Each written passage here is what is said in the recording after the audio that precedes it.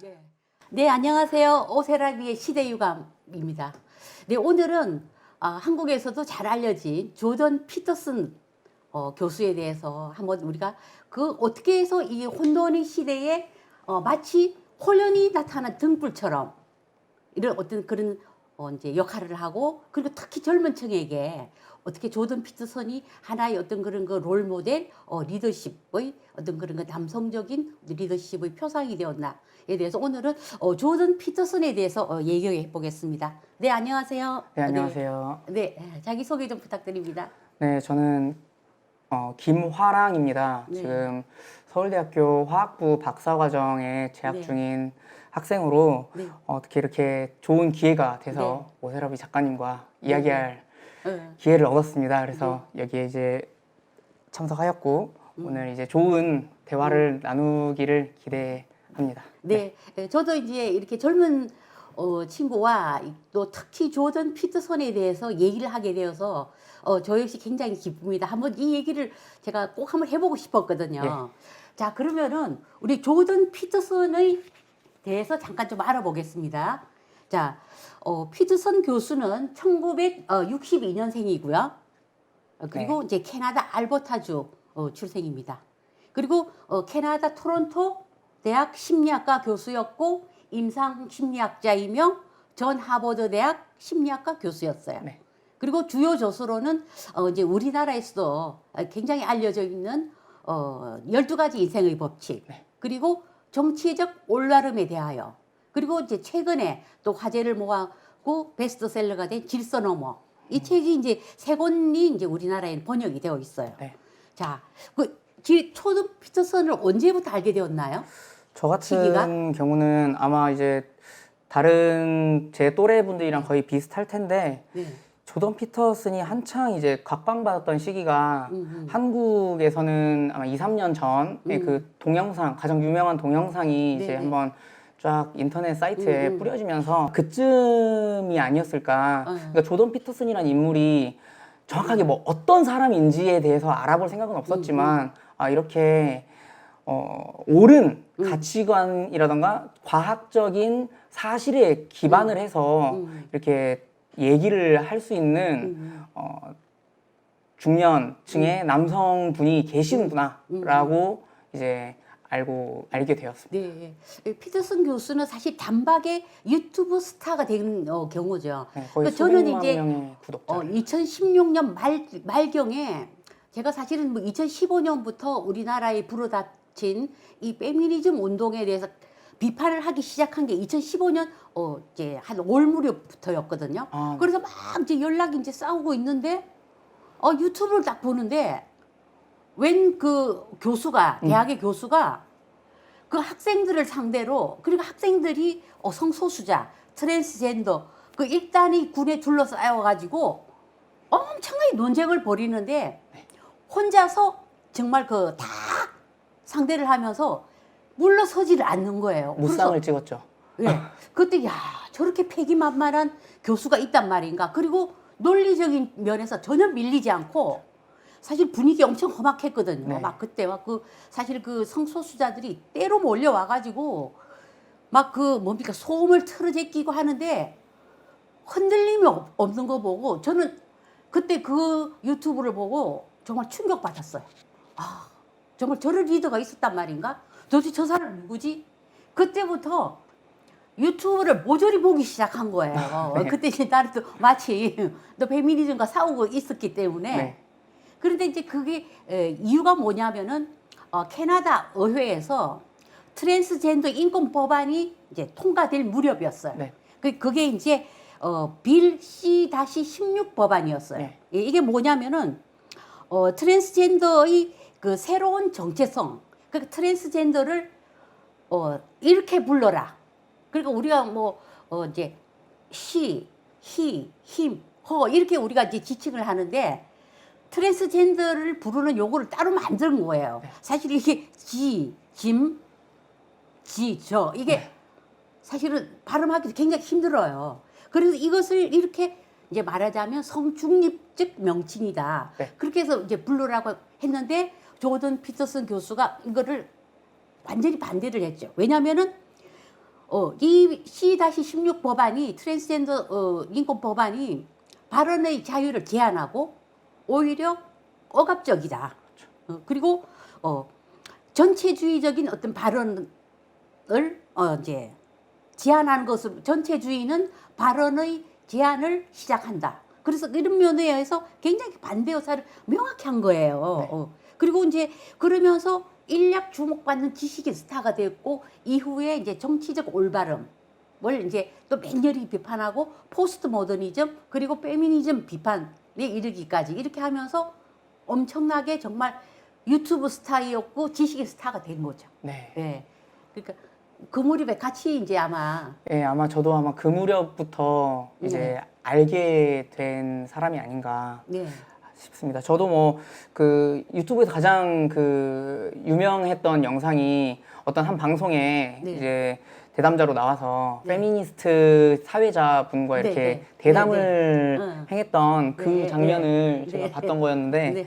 예, 이 장면을 보면서 이제 네. 이 장면의 그 주제가 성공의 요인에 대해서 이렇게 다루는 내용이었던 걸로 기억을 하거든요. 네. 그래서 뭐 여성 같은 경우는 어떻게 성공의 요인이 무엇이고 네. 뭐 이런 거에 대해서 얘기를 했는데 이제 저 페미니스트 여성 사회자분께서는 여성이 성공하기 위해서는 많은 것을 포기를 해야 된다. 그렇게 얘기를 이제 하였고 이제 그런 과정에서 여성이기 때문에 피해를 많이 받았다. 네. 조던 피터슨 같은 경우는 이제 그게 아니라 원래 성공을 하기 위해서는 당연히 자기 자신의 어떤 각고의 노력과 희생을 바탕으로 할 수밖에 없기 때문에 당연히 그 과정에서 어느 정도의 감수해야 될 부분은 감수를 해야 된다라고 얘기를 했었는데 이제 뭐 요약한 내용이라서 정확한 그 대화의 내용은 아니지만 저는 그렇게 기억을 하고 있습니다. 그래서 그 내용들이 사실 그냥 뭐 허울뿐인 내용이었다면 굳이 뭐 들을 가치는 없었겠지만 조던 피터슨 같은 경우는 아까 설명해 주셨듯이 이제 임상 심리학자이지 않습니까? 그래서 자신이 가지고 있는 그 심리학적 지식과 그런 최근에 이렇게 계속 발간되고 있는 논문들을 가지고 그런 과학적 방법론에 입각을 해서 그 부분에 그런 어떤 의제 설정에 대해서 그런 부분을 이제 되게 논리적이고 합리적인 사유를 들어가면서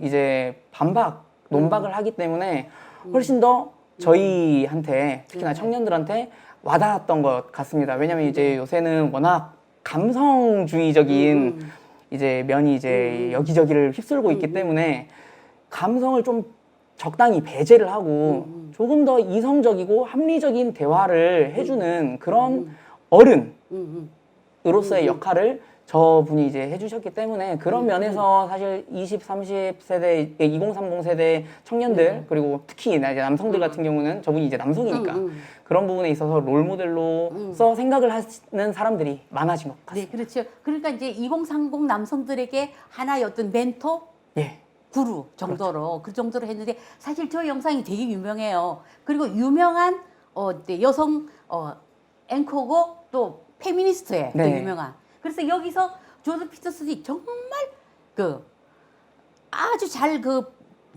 페미니즘을 반박을 하면서 또 반페미의 기수가 돼버렸죠. 아, 그렇죠. 예, 이 영상에서.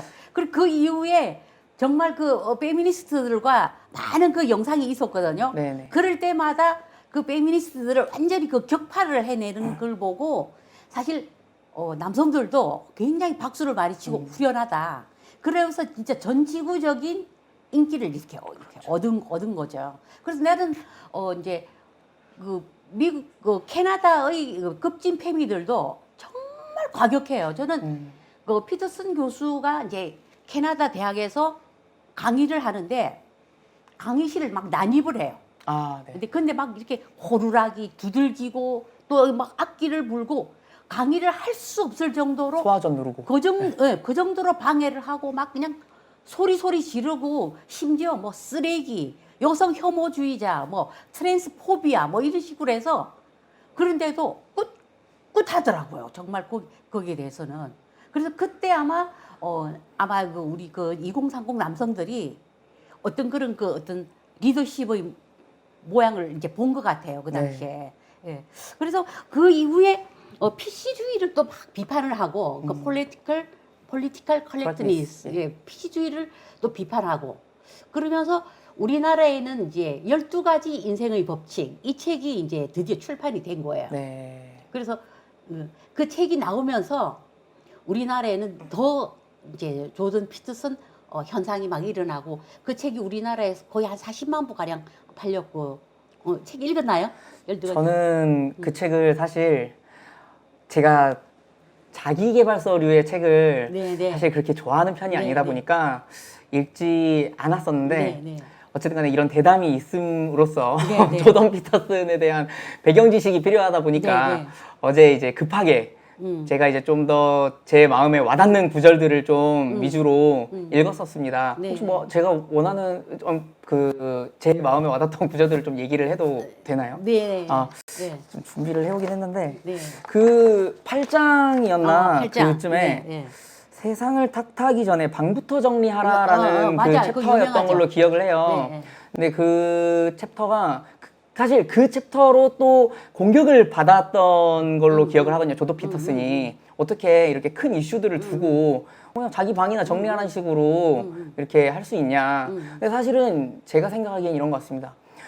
모든 사람이 다 정치 일선에 나와가지고 목소리를 낼 수 없고 특히나 이제 자기 자신을 돌아보지 않고 그냥 그렇게 큰 목소리를 내는 사람들이 있단 말이죠. 네. 근데 조던 피터슨 같은 경우는 그런 사람들을 위해서 그런 얘기를 한 것 같아요. 모든 사람들을 위해서라기보다는 그런 부류에 해당하는 사람들을 위해서 얘기를 했던 것 같은데 뭐 예를 들어서 자본주의나 정치권을 탓하지 말라. 당신의 적들을 욕하지 말라.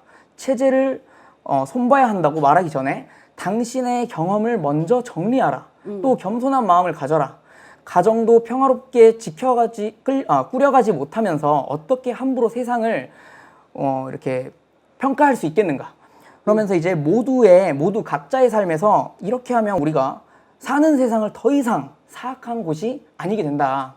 세상을 탓하기 전에 방부터 정리하라. 그러니까 방이라는 건 좀 비유적인 표현으로 생각을 하고 있고 사실은 뭐 자본주의라던가 정치권이라던가 뭐 이런 체제 같은 게 손봐야 될 곳이 당연히 많죠. 하지만 그런 것을 손보기 전에 일단은 자기 자신을 먼저 돌아보고 남들에게 피해를 주지 않는 선에서 그런 것들을 행하라라는 의미로 저는 받아들였습니다. 그래서 이 책을 좀 더 일찍 읽었으면 완독을 했을 텐데 하는 안타까움이 좀 사실 있습니다. 그게 이제 수신제가라는 그 그렇죠. 말과 수신제가 치국평천하니까요. 그 사실 그 피터슨이 그 12가지 인생의 법칙에서 사실 특별한 얘기를 한 게 아니에요. 그렇습니다. 맞습니다. 그런데 왜 정말 저는 이제 제1장 어깨를 펴라.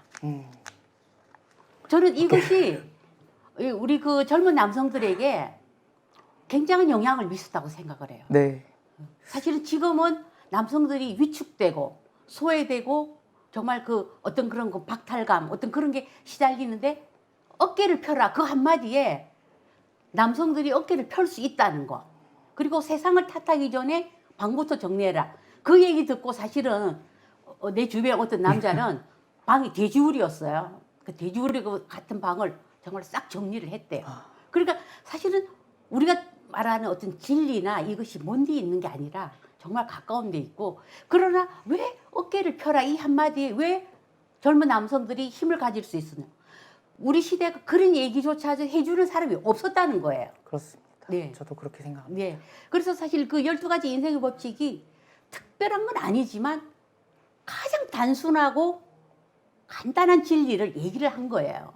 네. 그래서 이제 저희도 이제 그 12가지 인생의 법칙을 가지고 막 이제 독서 모임도 하고 막 그랬거든요. 예. 그래서 내가 그 독서 모임을 한 그거를 내 블로그에 올렸더니 어떤 그 젊은 이제 막 대학생이 수능 시험을 본 학생이 나한테 장문의 글을 보내왔더라고요. 사실은 나는 대학을 가지 않으려고 했어요. 대학을 가서 내가 뭐하나. 그래서 공부도 안 했대. 그런데 내가 조던 피터슨이 12가지 인생의 법칙을 읽고 자기가 이제는 유학을 가서 자기도 조던 피터슨처럼 임상 심리학자가 되겠어요. 이 정말 공부도 안 하고 대학도 포기했던 그 청소년이 이 피터슨의 이 한마디에 용기를 얻고 실제로 유학을 갔어요. 유학을 진짜 가서 대단한 용기를 또 가지신. 나한테 또 이렇게 메일도 보내오고 예. 그래서 정말 그 시리와 좌절에 빠진 그런 어떤 그 젊은 인생 한 명을 정말 이끌었구나. 네. 나는 피터슨이 왜 그렇게 젊은 친구들에게 영향을 줬나? 이렇게 피터슨이 호주인가 어디를 이제 강연을 갔어. 이 책을 내고 나서 이렇게 주요 국가를 돌았잖아요. 네. 그러니까 강연이 끝나도 남성들이 막 수십 명이 와서 당신이 나를 구해줬어요. 정말 아무것도 하기 싫었는데 당신이 나를 구해줬다고 피터슨 교수에게 정말 감사하다. 그런 말을 이렇게 하더라고요. 그래서 이렇게 눈물을 조금 글썽이면서 그래서 정말 남성들에게 굉장히 힘과 용기를 준 사람이다. 그렇게 이제 주변에는 어떤 평가를 얻나요? 사실은 요번에 이런 얘기를 이제 나눈다는 것을 가지고 친구들한테 한번 저도 물어봤습니다. 조던 피터슨 아느냐? 네. 사실 조던 피터슨은 모른대요. 제 친한 친구들 중에서는. 근데 이제 영상을 보여줬더니 어디서 본 적이 있다.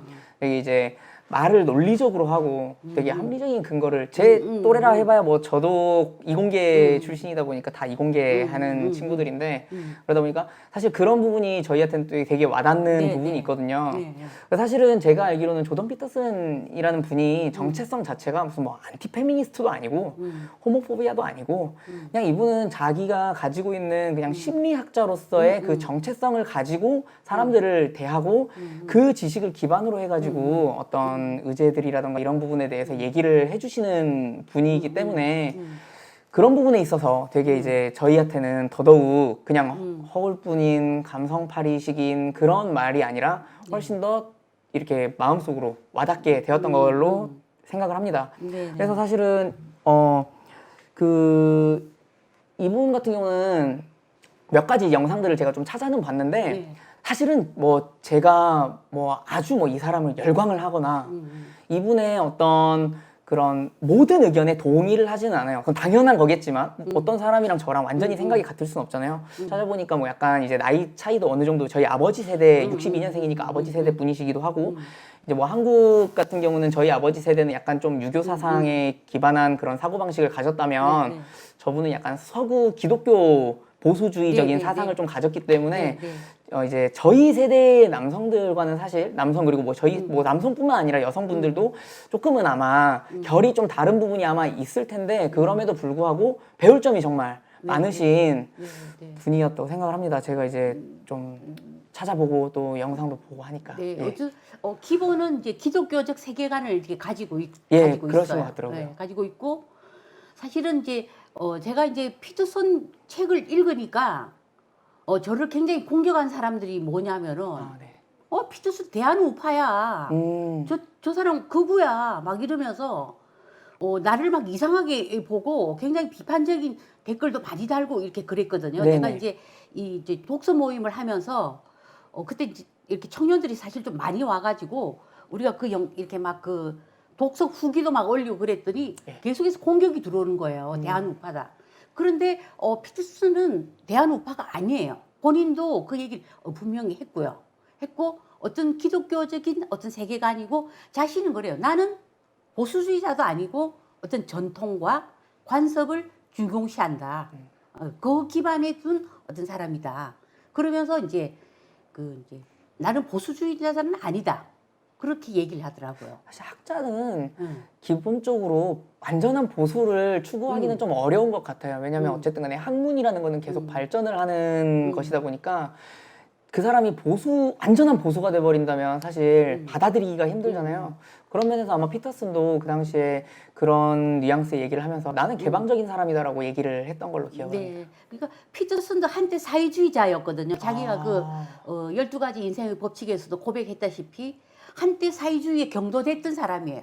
사실 젊어서 한때 사회주의에 빠지지 않는 사람도 없겠지만은 그러나 사회주의에 굉장한 어떤 그런 이제 비판 의식을 가지게 됐죠. 왜냐하면은 사회주의자들이 너무 자본주의적이고 사회주의자들이 돈을 너무 좋아해, 돈을 너무 사랑해. 그래서 그 사회주의자들이 이 모순을 아주 이제 일찍이 이제 파악을 하신 그런 분이죠. 주변에서 혹시 뭐 이 피터슨이 보수다, 뭐 대한우파다 그런 얘기를 하지 않나요? 그런 얘기까지는 사실 제 또래 중에서는 그런 얘기까지는 들어본 적은 없었던 것 같습니다.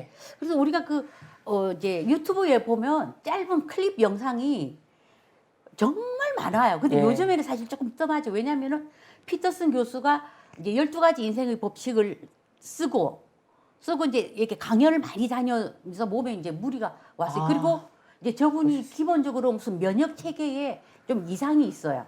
그래서 음식도 이렇게 뭘 먹질 잘 못해. 그래서 몸에 이상이 와가지고 한동안 이렇게 쉬었죠. 네. 한동안 쉬고 이제 그 유튜브에서는 그 이제 이렇게 답글 달아주는 게 있더라고요. 질문하고 아, 네네네. 그 토론 네네. 거기 이름을 잊어버렸다. 그 토론 프로그램에 그 항상 거기서 이제 논쟁을 하고 조던 피터슨이 나오면 조회수가 막 100만 막 이렇게 올라가는 가죠. 예. 예. 그래서 우리가 그러면은 이제 최근에 나온 저서도 질서너머라고 예. 이제 책이 나왔는데 그 책도 이제 베스트셀러가 이렇게 되었어요. 예. 한번 읽어보겠습니다. 네.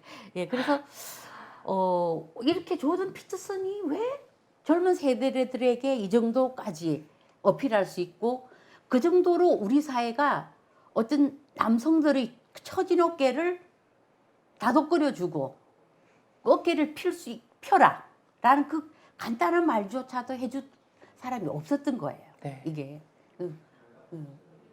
어떻게 보면 저희한테 뭐 이렇게 해라, 저렇게 해야 된다라고 말씀을 하시는 어르신분들은 계시지만 과연 그게 이제 정말 저희 삶을 이해를 하고 네. 이렇게 뭔가 리더의 역할, 멘토의 역할을 자처를 해주시면서 그렇게 하시는 분들은 사실 주변에 그게 없는 것 같습니다. 약간 자신의 삶을 돌아봤을 때 그 삶을 통해서 저희 삶을 투영시켜서 보는 게 아닌가 그런 생각을 많이 이제 들기도 했고 그렇다 보니까 어쨌든 간에 그분들이 저희보다 훨씬 더 경험이라던가 연배라던가 이런 게 많고 높다 보니까 사실은 어떻게 보면 저희 같이 이렇게 좀 어린 사람들, 젊은 사람들 입장에서는 리더의 역할을 좀 바라는 그렇죠. 경우도 많은데 올바른 리더십을 과연 그분들이 가지시고 저희한테 이렇게 얘기를 해주시는가 하고 보면 꼭 그렇지만은 않다라고 생각을 해서 저희 20대, 뭐 30대 남성들 같은 경우는 이제 그런 분들이 이제 어쨌든 기득권의 주류를 어느 정도 또 형성을 하신 분들에 대해서 꽤나 이제 많은 실망감을 또 가지게 되었다고 생각을 합니다. 네, 네, 네. 특히 이제 조던 피터슨은 이제 젊은 남자들이 소외되는 부분에 대해서도 이제 이 책에서 12가지 인생의 법칙에서도 언급을 하고 있거든요. 네. 그러니까 그 부분에 대해서도 어떤 젊은 남성들이 많이 위로받고 그런 부분이 분명히 있었어요. 그래서 이런 그 이제 글이 있어요. 네. 법칙 11에 보면은 예. 그 이제 조던 피터슨이 유튜브 이제 그 업로드 영상에서 늘 자주 설파하는 문제 의식이 담겨 있어요. 그게 뭐냐면은 젊은 남자들이 소외받는 부분이다. 가부장제 혜택을 누리는 수혜자로 치부되고 잠재적 가해자 취급, 소녀처럼 자라는 소년들 문제, 그리고 고통받는 남자 아이들, 대학과 학문계에 만연한 포스트 모더니즘과 마르크스주의를 굉장히 이제 그 영향력을 질타를 한 거예요. 예. 그러면서 유토피아적 평등이란 이름으로 재분배를 강제하는 것은 바람직한 해결책이 아니라는 점은 분명하다. 이 책에 이제 그런 구절이 이렇게 있어요. 그 다음에 이제 또 인상적인 대목이 뭐냐면은 건강하게 돌아가는 사회에서는 능력이 사회적 지위를 결정하는 기본 요인이다. 지위를 결정하는 것은 능력과 역량과 실력이지 힘이 아니다.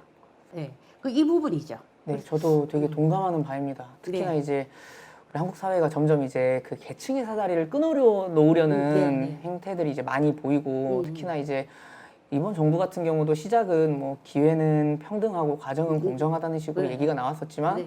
사실 그게 어떻게 보면 또 지켜지지 못했던 부분들이 너무나 많이 보였기 때문에 청년들이 특히나 이런 부분에 있어서 네, 네. 반발을 하고 반발이라기보다는 어쨌든 간에 올바른 사회를 좀 가는 방향으로서 이런 대화 담론들이 형성이 돼가고 있는 추세인 것 같습니다. 네, 네, 네. 그래서 우리가 이제 현 문재인 정부 얘기를 안 할 수가 없는데요. 네. 정말 이제 공정의 사다리를 다 걷어찬 거죠. 네. 그리고 정말 나는 정파를 떠나서 능력과 역량과 실력이 있는 사람을 정말 자리에 앉혀서 국가의 어떤 그런 그 정책과 이거 이제 이걸 집행을 해야 되는데 정말 철저하게 내 편, 그렇죠. 내 사람, 자기 이 정부에 동조하는 사람만 계속해서 썼단 말이에요. 이거는 정말 우리가 실력이 있어야 되고 역량이 있어야 되는데 그게 정말 반하는 그런 거였죠. 저희 같은 이제 젊은 세대 입장에서는 뭐 10대 같은 경우는 교육 부분이 있어서 워낙 저도 이제 뭐 수시로 이렇게 수시 체제를 가지고 이렇게 입학을 하긴 했지만 수시가 워낙 이제 득세하는 시절이 됐기도 하고 또 특히나 입시 비리로 인해서 워낙 이제 말이 많았던 정치인의 그 모 자제분들도 네. 계시지 않습니까? 네. 그리고 또 이제 뭐 비정규직을 정규직화를 단행을 함으로써 인해서 정규직에 대한 그런 구직 활동을 준비를 했던 그런 취준생들의 네. 그런 노력들을 전부 다 물거품으로 만들어버리는 행위들을 했기 때문에 네. 물론 아까 말씀하셨던 뭐 정책적인 부분이라던가 정치인들을 임명을 하는 부분에서도 문제가 많았지만 저희 이제 젊은 세대 같은 경우는 정말 조금이라도 우리가 경제 주체로서 그리고 사회의 주체로서 나아가기 위한 그 과정에서 그런 그 사다리라고 해야 될까요? 그런 부분들을 전부 다 없애버렸기 때문에 저희 입장에서는 이제 아무래도 이런 부분은 좀 잘못되지 않았나. 네. 이런 부분에 있어서 어른들이 도대체 어떤 식으로 역할을 해주어야 되는가. 도대체 왜 우리 한국 사회에는 그런 부분에 대해서 제대로 지적을 하고 목소리를 크게 내주고 하는 어른들이 다른 나라에 비해서는 그런 부분을 사실 얘기를 해줘야 될 부분들은 사실 어느 정도 영향력이 있고 배움도 어느 정도 있어서 좀 더 이렇게 그러니까 선한 영향력을 끼칠 수 있는 이런 분들이 계셔야 된다고 생각을 하는데 사실 이번 정부 같은 경우는 학자분들이라던가 이런 대학 교수들 분들 그리고 좀 더 이렇게 영향이 있는 어떤 뭐 사회적 지위가 있는 분들에서는 크게 그런 면모를 저희가 보지는 못했던 것 같습니다. 네. 그래서 더더욱 이제 젊은 세대들이 네. 이제 우울하고 네. 이제 그런 부분에 좀 빠져 있지 않았나 그렇게 네. 생각이 듭니다. 그러니까 우리 사회는 이제 리더십을 잃어버린 사회다. 네. 사실은 뭐 지금 뭐 우리가 소득 주도 성장을 주도한 김상조, 장하성 어디 갔나요? 다 대학으로 갔나? 도로? 대학으로 가신 분들이 좀 계시다고 들었습니다. 가면은 대학으로 가면 끝이에요? 우리가 그러면 다 실험 도구였어? 소주성은 실험 도구였나? 그렇죠. 네. 진짜 어떻게 보면 국민들을 다 쥐새끼로 본 네. 그런 게 아니었나. 그러니까 리더십이라고는 정말 찾아볼 수가 없었던 거예요. 잘못을 했으면 사실 잘못했다고 네. 얘기할 수 있는 그런 사회를 맞아요. 만들어가는 것은 사실 어떻게 보면 이미 기성 정치인들, 그러니까 어른들이 그렇게 해줘야 어떻게 보면 저희들도 보고 배우지 않겠습니까? 그런데 그런 부분에 있어서 그분들은 너무나 이제 쇼잉에 네. 빠져 있었고 네. 자신들이 이제 그런 어떤 담론을 형성하지 못하는 위치에 있을 때는 뭔가 되게 패셔너블한 네. 얘기를 다 이렇게 해가면서 사람들을 현혹을 시켰지만 네. 자신들이 직접 이제 정말 정책적으로 활동을 해야 되고 무언가를 이제 국민의 삶에 직결되는 일들을 해야 될 때는 자신들이 그런 어떤 잘못된 이념과 사상에 빠진 그런 것을 기반으로 해가지고 어떤 경제정책이라던가 뭐 정치적인 행보라던가 이런 것을 보이고 나서 실패로 돌아갔을 때 네. 책임지는 자세가 너무 불편하지 그렇죠. 않았나. 네. 정말 우리나라를 이끌어가는 리더라면 자신들이 잘못을 했을 때는 책임을 지는 자세를 네. 저는 보여야 된다고 생각을 합니다. 그렇죠. 우리가 586 어떤 그런 그 정치인들에게서 리더십이 상실된 거예요. 그 리더십을 가장 먼저 보여줘야 될 사람들이 그 리더십이 상실이 되고 어떤 그런 그 모범도 보이지 못하고 이 젊은 세대를 이끌지도 못하고 그랬던 어떤 그런 이제 문제가 좀 있죠. 있고 특히나 또 이제 뭐 우리가 조국 전 법무부 장관 얘기를 안 할 수가 없는데 끊임없이 자기 선전을 해요. 이분은 SNS를 끊으면 무슨 큰일 나는 것 같아. 우리가 리더십이라는 것은 그런 데서 발휘하는 게 아니거든요. 끊임없이 SNS를 통해서 자기 선전을 해, 계속. 그러다가 끝난 거예요. 어째서 우리가 이 586들이 이렇게 리더십이 상실되었나. 정말 거기에 대해서는 정말 그 개탄을 금치 못하겠고 그런 반면에 어떤 그 조던 피터슨이라는 어떤 그 인물의 리더십을 찾은 거예요. 예, 이 남성들이 특히 네. 예, 특히 남성 팬들이 참 많아요. 네. 예. 그리고 요즘에는 남성들이 소녀처럼 자꾸 자라요. 소녀처럼 자라게 만들어. 이 시대 자체가. 그리고 페미니즘이 너무 득세를 하기 때문에 계속해서 위축되고 억압을 받는 거예요, 오히려. 네. 페미니즘이 너무나 반남성적이고 남성 혐오적인 부분이 너무나 강하기 때문에 남성들이 오히려 소녀처럼 자라는 거예요. 그리고 이거는 어떻게 생각하세요, 지금? 사실 조던 피터슨 같은 경우는 이제 우리 한국 남성들이 특히나 뭐 한국 남성뿐만 아니라 사실은 조던 피터슨이 하는 말이라던가 이런 행보를 보자면 사실 꼭 남성에 국한돼서만 그게 네, 영향력을 미치는 거라고 네. 생각하지는 않습니다. 네, 맞아요. 그럼에도 불구하고 이게 남성들이 좀 더 전 세계적으로 뭔가 이렇게 뭐 좀 큰 호응을 보이고 있는 이유는 정말 아까 말씀해 주셨듯 페미니즘이라는 이런 사상이 뭐 시작은 또 뭐 정말 뭐 좋은 의도를 가졌을지 모르겠지만 지금 같은 경우는 사실 시대적으로 좀 뒤떨어지는 면이 또 많지 않습니까? 그래서 그런 면들로 인해 좀 피해를 받고 소외를 받고 억압을 받고 남성성이라는 걸 가지고 죄악시를 하는 그런 문화 자체를 그렇죠. 이런 조던 피터슨 같은 경우는 그런 문화 자체가 잘못되었다. 네. 왜 잘못되었느냐? 그것은 남성이라는 집단을 집단을 모든 각 개인들을 남성이라는 집단 하나로 묶을 수 없을 뿐더러 그런 집단화를 하다 한들 이게 심리적으로 어떤 이런 지식적 그리고 과학적인 기반에 하에 이런 그 기반으로부터 남성들이 모두 다 폭력성을 띠고 있는 것도 아니고 난폭성을 띠고 있는 것도 아니고 이 사람들이 남성임으로써 사회에 기여하는 바가 당연히 있기 때문에 그것을 다 거세를 시켜서는 안 된다. 네, 네. 그렇기 때문에 우리가 각자의 위치에서 각자의 역할을 해야 된다. 이렇게 얘기를 해줄 수 있는 그런 이제 지식인이 네. 되었기 때문에 저희들 같은 경우는 그래도 조던 피터슨이라는 사람에 대해서 되게 어떻게 보면 호응을 보내고 찬사를 보내지 않았나 그렇게 생각을 합니다. 그러면 우리 조던 피터슨에게 왜 이렇게 우리는 호응을 할까요? 특히 또 남성들은 거기에 대해서 좀 말씀해 주실 수 있나요? 예, 아까 제가 이제 뭐 전술했듯 이제 아시다시피 네.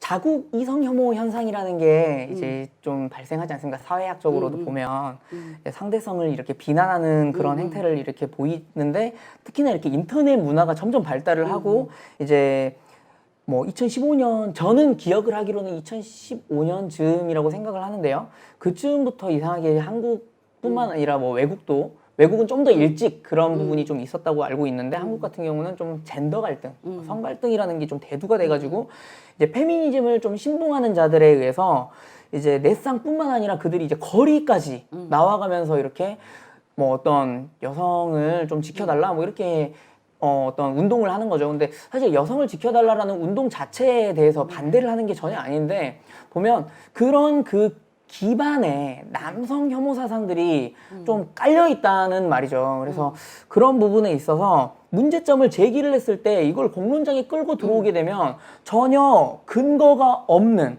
그러니까 뭐 통계적으로 뭔가 이렇게 근거가 있다던가 이런 게 아니라 보면 근거라고 갖고 온 것들이 보면 좀 감성의 좀 감성파리의 식의 근거를 한 거라던가 약간 망상적인 면을 좀 이렇게 담고 있다던가 과학적 방법론을 뭐 적용을 해가지고 갖고 왔다고 생각되는 뭐 보고서라던가 여성가족부 같은 데서 이렇게 내는 보고서라던가 이런 걸 뭐 인용을 한다던가 아니면 어딘가에서 어떤 이제 그 국제기구에서 발표를 했던 그 성평등지수였나 그런 것을 발표를 했을 때 어떻게 보면 되게 비논리적이고 비합리적이고 통계적으로 옳지 않은 비과학적인 방법론을 적용을 해가지고 가져오는 그런 자료들을 이용을 해서 이제 잘못된 담론을 형성을 하는 이런 과정에서 조던 피터슨이라는 인물이 자신의 어떤 얼굴과 모든 걸 다 내걸고 뭐 남성을 위해서라고 저는 생각을 하지 않습니다. 사실 맞아요. 올바른 사회를 구축을 하는 것은 남성뿐만 아니라 여성에게도 맞아, 정말 맞아. 중요한 네. 요소라고 생각을 하고 사실은 남성과 여성이 어떻게 보면 서로 화합을 하면서 잘 살아야 그게 좋은 사회가 되는 길 아니겠습니까? 근데 지금의 페미니스트들은 그런 것들을 해체시킨다, 분열주의를 띠고 있다라고 네네. 생각을 합니다. 그런 입장에서 이런 어떤 조던 피터슨 같은 경우는 리더로서, 멘토로서의 역할을 해주기 때문에 특히나 그런 부분에서 좀 지쳤던 남성들이 네. 좀 더 그 부분에 대해서 큰 호응을 보인다라고 생각을 하고 있고요.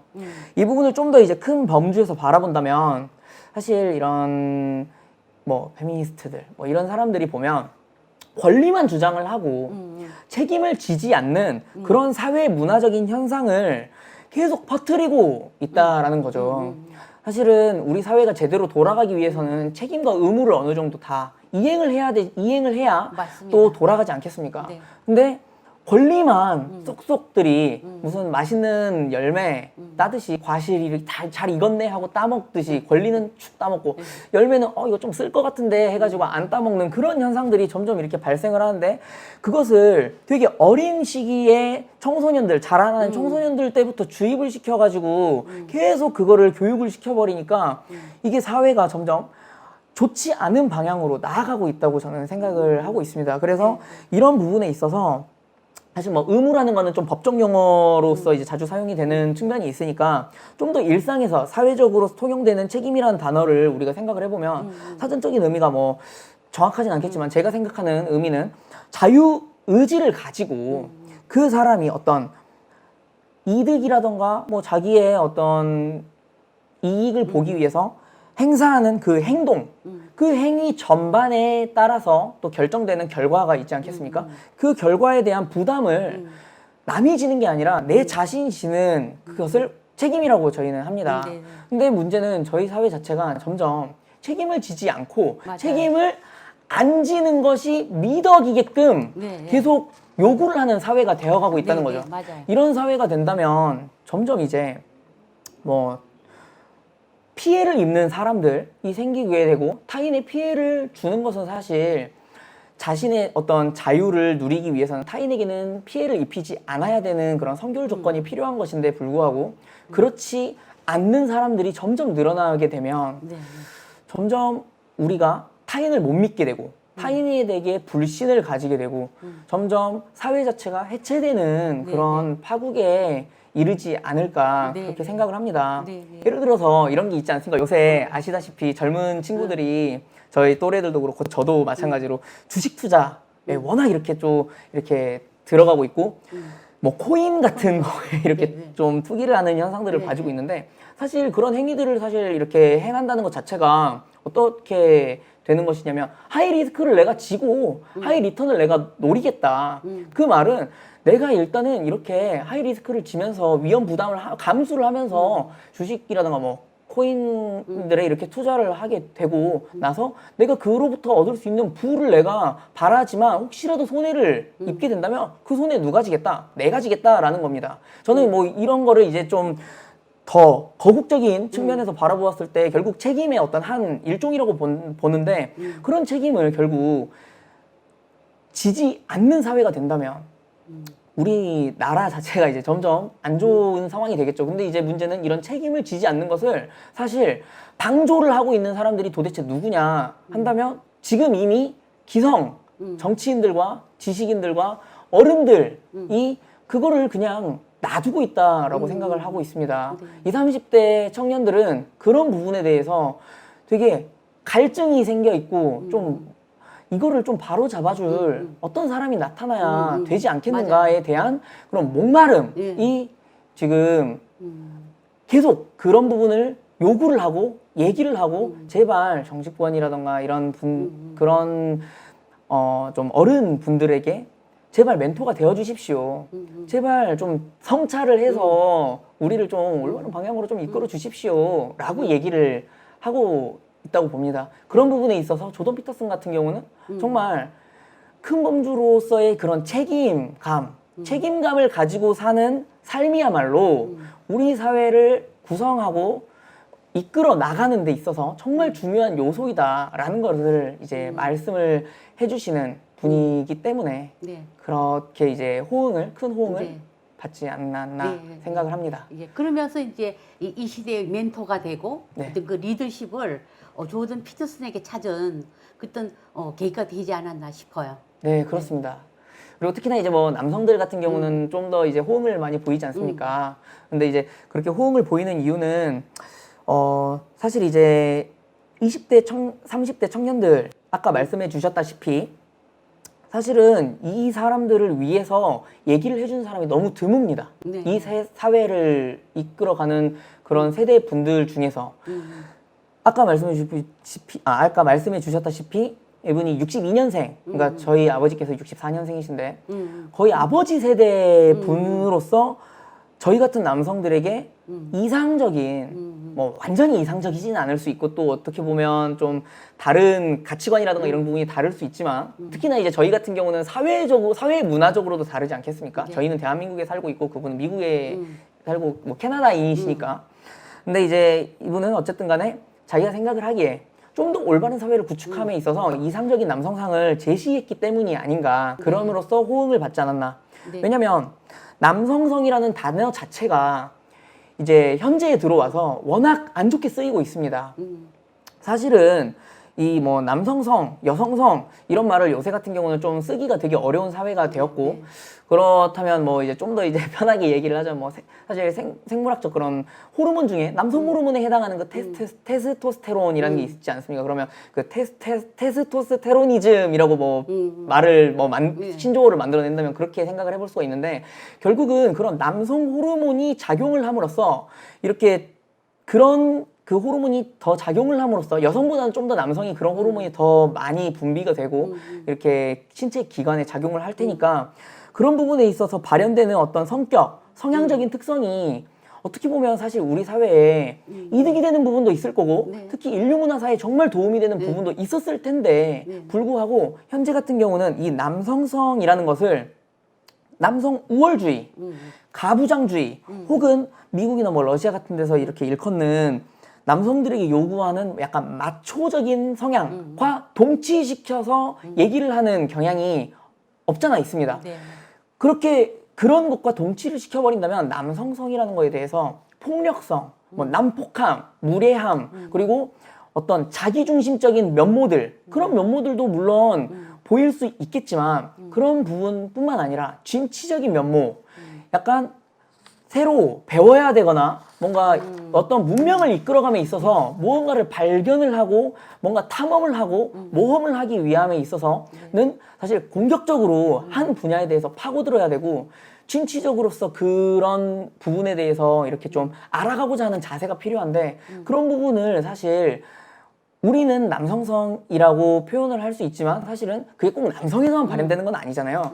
그렇지만 이제 그런 부분이 좀 더 남성에게서 많이 보인다고 한다면 그런 부분을 우리가 좀 더 사회에 이바지할 수 있게끔 이끌어줄 수 있게끔 이렇게 해줄 수 있는 그런 어떤 장을 만들어 주는 것이 사회 구성원으로서의 역할 중 하나라고 생각을 하는데 지금의 정치적으로 이렇게 뭔가를 결정을 하고 또 교육적으로 행하는 이런 행태들이 보면 다 이런 남성성을 아까 말씀드렸던 안 좋은 측면과 결부시켜서 다 없애버리고 말살시키고 배격하는 문화를 형성을 하고 교육적으로 점점 이렇게 자연스레 없애는 형식으로 죄악시하게 만들고 특히나 이게 문화적인 결부를 시켜가지고 되게 교묘하게 프로파간다를 형성을 해서 선동을 함으로써 어린 친구들까지 아까 말씀해 주셨듯 소녀처럼 자라게끔 이렇게 하는 현상들이 점점 나오고 있다 이거죠. 근데 저는 그게 정말 잘못되었다라고 생각을 하고 성이라는 것은 차별을 할 거는 아니지만 그 차이가 있다면 구별을 해서 그 부분에서 발현되는 어떤 특성이 있다면 그거를 서로 인정을 해주고 올바른 사회를 우리가 만들어가기 위해서 그냥 자신이 가지고 있는 성향을 나쁘지 않는 길로 좋은 방향으로 뽐낼 수 있고 행할 수 있게끔 이끌어주는 것이 결국 이 사회에서의 어른들이 행해야 될 거고 저희 같은 젊은 층을 어쨌든 간에 이끌어줄 만한 그런 것을 어른들이 특히나 이제 정치라던가 이런 부분에 있어서 정책을 짜는 이반자들이 그런 사람들이 이렇게 행해 주어야 한다고 생각을 합니다. 그럼에 있어서 이제 지금의 뭐 장년층 분들께서는 그런 생각을 가지고 있는 분들 당연히 계시겠죠. 하지만 사회적 영향력을 끼치지는 못하지 않나, 혹은 사회적 영향력을 끼치는 분들 중에서는 그런 사람들이 너무 적지 않나, 그렇게 생각을 하고, 그런 의미에서 이렇게 시원하게 자신이 가지고 있던 그런 방대한 지식을 기반으로 해서 정말 논리적이고 합리적이고 그런 과학적 방법론을 이용을 해서 저희를 좋은 방법을, 그러니까 좋은 사회로 나아가고자 하는 그런 방법을 일깨워준 어떤 한 사람, 그리고 이 시대의 어떤 그런 지식인으로서의 역할을 다 하고 있는 사람이지 않은가, 네, 그렇게 네. 조던 피터슨을 저는 네. 평가를 합니다. 네, 네, 네. 피트선이 또 이렇게 페미니즘에 대해서 비판을 하고, 그리고 남성들에게 어떤 그 힘을 주고, 그리고 이제 강단에서 그 이제 전 세계 강단이 다 포스트 모더니즘에 아주 만연해 있고, 거기에 대한 철학을 계속 하다 보니까 이제 피터슨 교수는 계속 그 이제 포스트 모더니즘을 비판하고, PC주의도 비판을 하고, 그러면서 이제 또 이렇게 담론을, 이제 정치적 올바름에 대한 어떤 담론을 또 이끌어가고, 그런 면에 대해서 또 엄청나게 이제 두각을 드러냈는데, 어쨌든 피터슨의 뒤를 잇는 인물이 또 나와줬으면 좋겠어요. 그래야 하겠죠. 네. 좀 정말 지식적으로도 완벽하고 좀 더 선한 영향력을 끼칠 수 있는 네. 어떤 그런 멘토를 하시는 분이 좀 나와 주셔야 네. 네. 또 그 다음 세대 분들이 또 그분들도 저희 같은 세대가 좀 더 힘을 얻고 또 생활을 할 수 있지 않을까, 삶을 살아가지 않을까, 그렇게 생각을 합니다. 네, 네. 어쨌든 피터슨이 지금 한 4년 가까이 정말 그 굉장히 지구상에서 핫한 어떤 지식인이었고, 또 지식인 스타 반열에 또 올랐던 분이고, 분이고, 또 어쨌든 남성들에게 어깨를 펼 수 있는 어떤 그런 큰 용기를 주고, 네. 네. 사실은 뭐 아까 자기 개발서 얘기를 했는데, 제가 제일 싫어하는 게 자기 개발서거든요. 아, 선생님도. 네, 예. 자기 개발서를 저는 책으로 안 여기기, 정말 자기 개발서를 열심히 출판하는 출판계한테는 제가 이거는 뭐 신뢰가 되는 얘기지만은, 저는 정말 책으로 여기지를 않고, 그러나 그 이제 이 12가지 인생의 법칙이 자기 개발서라고 하기에는 사실은 조금 좀 아까운 면도 좀 있고, 저는 인생 담론을 좀 형성하는 네. 데 있어서 젊은 네. 층에게 꽤나 귀감이 되는 책이라고 네, 저는 네, 생각을 네. 합니다. 예, 예. 그리고 저는 그 이제 피터슨 교수의 영상을 굉장히 많이 봤는데, 네. 그 서양의 그 토론 문화가 그래도 참 멋있더라고요. 특히 그 옥스퍼드 대학에서, 거기가 리버티 홀인가 그랬어요. 굉장히 그 고풍스러운 홀에 대학생들이 가득 모여서, 지금 뭐 코로나 때문에 모일 수도 없지만은, 거기서 정말 이렇게 편안한 소파에 앉아서 이 대담을 이렇게 주고받고 하는 것, 그런 토론 문화가 굉장히 부러웠어요. 그리고 이제 플로어에서도 자유롭게 질문하고 이렇게 하는 게, 우리는 왜 이런 토론 문화를 가지지 못했을까? 그런 토론을 통해서 우리가 이제 이 담론도 더욱 성숙해질 수 있거든요. 그렇죠. 예, 그래서 서양의 그 토론 문화는 참 부러웠어요, 정말.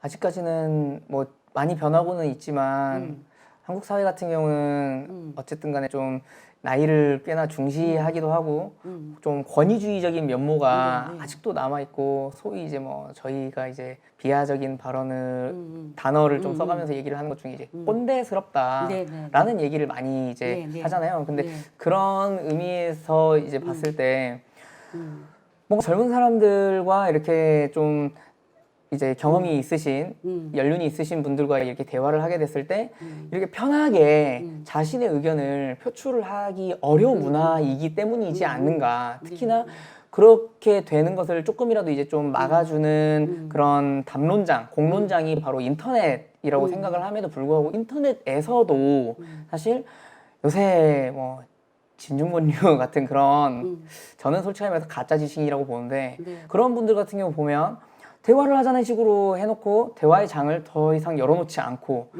얘기를 듣겠다고 했음에도 불구하고 귀를 이렇게 열어놓는 모습을 전혀 보이지 않는 부분에 있어서, 아니 이 사람들은 도대체 뭐 어떤 담론을 형성을 하고 싶으신 것인가, 토론의 자세가 네, 네. 되어 있기는 한 것인가. 네. 특히나 이제 뭐 그런 분들 중에서 논객으로 활동을 하고, 또 워낙 사회적으로 영향력을 끼치는 좀 더 이제 그런 뭐 학문적인 용어로 한다면 발화 권력을 가진 그런 지위에 있는 분들이 사실 어떻게 보면 20, 30대 남성들, 뭐 여성들, 20, 30대 청년들 같은 경우는 발화 권력을 그렇게 가지고 있지 않단 말이죠. 사회적으로 저희들에 대해서 그렇게 뭐 스포트라이트를 비춰주는 것도 아니고.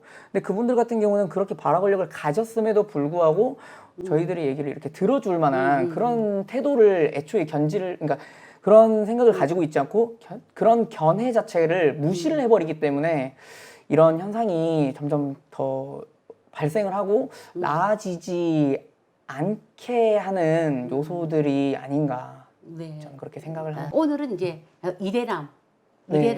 김화랑 씨를 모셔서 우리가 이 조던 피터슨이 어떻게 이 남성들에게 영향을 미쳤고 그의 리더십과 그의 어떤 그런 그 학문적인 어떤 그런 문제에 대해서 오늘 한번 대답을 나눠봤습니다. 네, 오늘 말씀 감사합니다. 너무 감사합니다. 고맙습니다. 끝났나요?